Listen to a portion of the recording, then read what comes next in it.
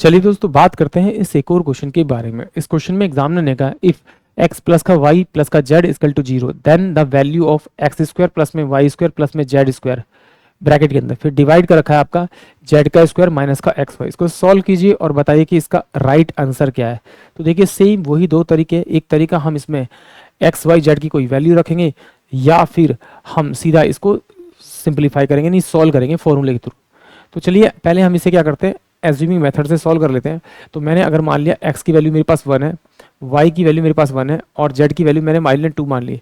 ऐसा कुछ नहीं है, ये मैंने वैल्यू मानी, आप यही मानिए, आप कोई भी वैल्यू मान लीजिए। बट इनकी कंडीशन ये है कि जब इनको जोड़ेंगे तो ये सम 0 के बराबर होना चाहिए, यानी प्लस का 2 माइनस का 2 0 के बराबर हो गया।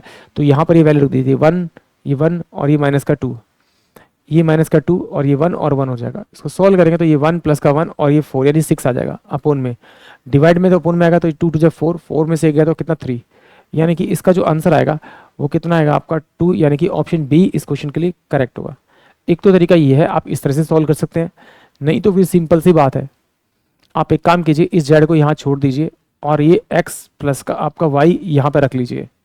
क्यों? क्योंकि मुझे ना यहाँ पर एक्स वाई दिखाई दे रहा है, इसलिए मैंने यहाँ पे रखा, क्योंकि जब मैं इसका होल स्क्वायर खोलूंगा तो मेरे पास लास्ट में ये एक्स वाई वैल्यू जरूर आएगी, क्योंकि मुझे किसी ना किसी वैल्यू को तो रिप्लेस करना है।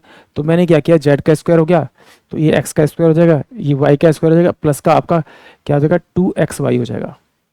अब इस वाली वैल्यू को मैं इधर भेज देता हूँ, तो जेड का स्क्वायर माइनस का 2xy बराबर में हो जाएगा आपका एक्स का स्क्वायर प्लस में आपका वाई का स्क्वायर। क्योंकि यहाँ पर मुझे ये वैल्यू दिखाई दे रही है तो मैं इसकी जगह इसको रख सकता हूँ। तो जब इसको रखूंगा मेरे पास में आपका ये जेड का स्क्वायर माइनस का 2xy, तो ये जुड़कर कितना हो जाएगा आपका जेड का स्क्वायर यानी 2z का स्क्वायर माइनस का 2xy अपोन में जेड का स्क्वायर माइनस का xy बराबर में 2 यहाँ से मैंने बाहर निकाला, जेड का स्क्वायर माइनस का xy अपोन में जेड का स्क्वायर माइनस का xy। यहाँ से ये कटा तो ये 2 आया, यानी कि ऑप्शन जो बी होगा वो इस क्वेश्चन के लिए करेक्ट होगा। आई होप आप सभी को ये क्वेश्चन समझ में आया होगा।